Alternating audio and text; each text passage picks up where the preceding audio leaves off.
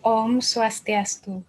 Perkenalkan, nama saya Niputu Ayu Astitisari, NIM 2029141020. Kali ini saya akan mempresentasikan topik mengenai perkembangan akuntansi sektor publik di Indonesia. Perkembangan akuntansi sektor publik di Indonesia yang pertama yaitu sejarah akuntansi sektor publik, penerapan akuntansi sektor publik di Indonesia, dan yang ketiga perbedaan akuntansi sektor publik dan pemerintah. Sejarah akuntansi sektor publik. Sejarah keberadaan praktik akuntansi sektor publik sudah dimulai sejak ribuan tahun sebelum Masehi, di mana praktik tersebut dihasilkan dari berbagai interaksi antar warga masyarakat dan berbagai kekuatan sosial kemasyarakatan.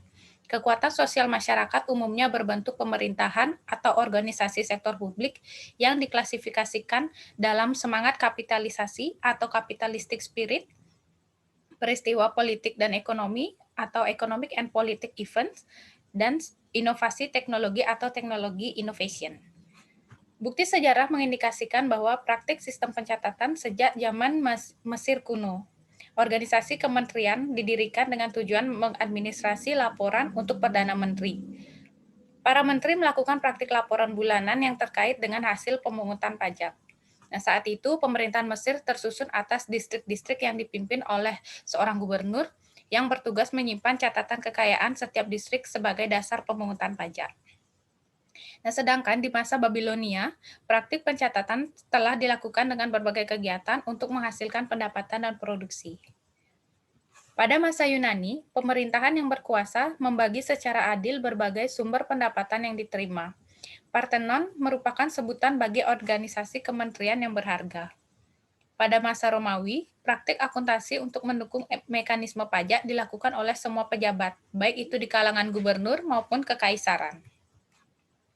Pada pertengahan akhir abad ke-14, praktik pencatatan transaksi keuangan di Genoa adalah berupa bukti transaksi keuangan antara pemerintahan yang berkuasa dan rakyat. Pada awal abad ke-15, kekuatan perekonomian bergeser dari Italia ke Inggris, di mana filosofi ekonomi merkantilisme bertahan selama 2 abad berikutnya. Pada akhir abad ke-18 terjadi perubahan mendasar dalam aturan bisnis. Kemudian praktik akuntansi sektor publik dapat dikatakan berkembang lebih lambat di abad ke-19 dan 20. Pada abad ke-21, praktik akuntansi semakin berkembang pesat yang ditandai dengan munculnya bidang-bidang akuntansi. Selain itu, perkembangan teknologi juga menunjang sejarah akuntansi lengkap tentang sektor publik, sehingga terbentuk akuntansi berbasis aplikasi atau akuntansi berbasis komputerisasi. Nah, akibatnya terjadi peningkatan kebutuhan di bidang akuntansi sektor publik yang didorong oleh otonomi daerah di Indonesia, sehingga berkembang pula akuntansi keuangan daerah. Materi selanjutnya yaitu penerapan akuntansi sektor publik di Indonesia. Salah satu bentuk penerapan teknik akuntansi sektor publik di Indonesia adalah di organisasi BUMN dan di pemerintahan. Di tahun 1959, pemerintahan Orde Lama mulai melakukan kebijakan-kebijakan berupa nasionalisasi perusahaan asing yang ditransformasi menjadi badan usaha milik negara atau BUMN. Pada awal tahun 1990-an, tekanan untuk memperbaiki kualitas pelaporan keuangan muncul seiring dengan terjadinya berbagai skandal pelaporan keuangan yang dapat mempengaruhi kepercayaan dan perilaku investor. Berbagai skandal tersebut telah mendorong pemerintah dan badan berwenang untuk mengeluarkan kebijakan regulasi yang ketat berkaitan dengan pelaporan keuangan. Negara Kesatuan Republik Indonesia telah melakukan sebuah reformasi akuntansi sebagaimana dapat dilihat melalui perangkat hukum yang jelas yang diikuti oleh sebuah standar akuntansi pemerintah sebagai acuan dasar terbentuknya sebuah laporan keuangan yang memiliki prinsip-prinsip adil, terbuka, dan dapat dipertanggungjawabkan kepada semua pihak.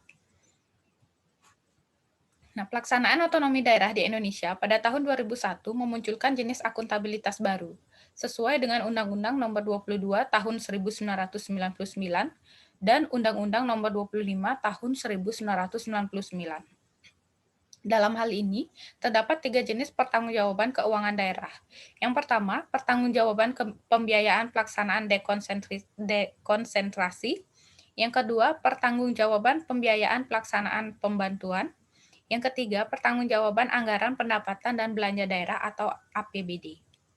Sedangkan di tingkat pemerintah pusat, Pertanggungjawaban keuangan tetap dalam bentuk pertanggungjawaban anggaran pendapatan dan belanja negara atau APBN. Materi selanjutnya yaitu akuntansi sektor publik dan pemerintahan. Akuntansi pemerintah merupakan salah satu bentuk dari akuntansi sektor publik.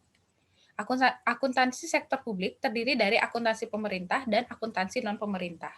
Akuntansi pemerintah terkait dengan kegiatan yang ada di pemerintahan, sedangkan akuntansi non-pemerintah terkait dengan kegiatan di luar pemerintahan tetapi juga berfokus pada kepentingan pelayanan publik, seperti lembaga pendidikan, masjid, dan akuntansi organisasi nirlaba lain yang didirikan untuk kepentingan publik dan bukan semata-mata untuk mencari laba.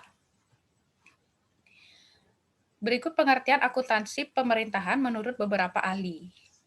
Menurut Abdul Halim, akuntansi pemerintahan adalah sebuah kegiatan jasa dalam rangka menyediakan informasi kuantitatif, terutama yang bersifat keuangan dari entitas pemerintah, sebagai pengambilan keputusan ekonomi yang nalar dari pihak-pihak yang berkepentingan atas berbagai alternatif arah suatu tindakan. Yang kedua, akuntansi pemerintahan menurut Bakhtiar Arif dan kawan-kawan merupakan aktivitas pemberian jasa untuk menyediakan suatu informasi keuangan pemerintah berdasarkan proses pencatatan, pengklasifikasian, penafsiran atas informasi keuangan, serta pengikhtisaran suatu transaksi keuangan pemerintah tersebut. Yang terakhir, menurut Refrison Baswir, akuntansi pemerintahan adalah akuntansi pemerintahan yang termasuk akuntansi untuk lembaga non-profit pada umumnya adalah bidang akuntansi yang berkaitan antara lembaga pemerintahan dan lembaga-lembaga yang bertujuan untuk tidak mencari laba. Yang kedua yaitu tujuan akuntansi pemerintahan. Akuntansi pemerintahan memiliki 3 tujuan, yaitu tujuan akuntabilitas, tujuan manajerial, dan tujuan pengawasan atau controlling. Selanjutnya, karakteristik akuntansi pemerintahan. Yang pertama, pemerintah mencatat anggaran pada saat anggaran tersebut dibukukan. Kedua, pemerintah tidak berorientasi pada keuntungan. Yang ketiga, dalam akuntansi pemerintahan sangat mungkin menggunakan lebih dari satu jenis dana. Yang keempat, akuntansi pemerintahan sifatnya kaku karena sangat bergantung dengan peraturan perundang-undangan. Yang kelima, akuntansi pemerintahan akan membukukan pengeluaran modal. Dan yang keenam, akuntansi pemerintahan tidak membutuhkan perkiraan modal dan laba yang ditahan dalam neraca. Baik, sekian dan terima kasih presentasi dari saya. Mohon maaf jika ada salah ucap. Atas perhatiannya, saya ucapkan terima kasih dan Parama Santi. Om Santi Santi Santi Om.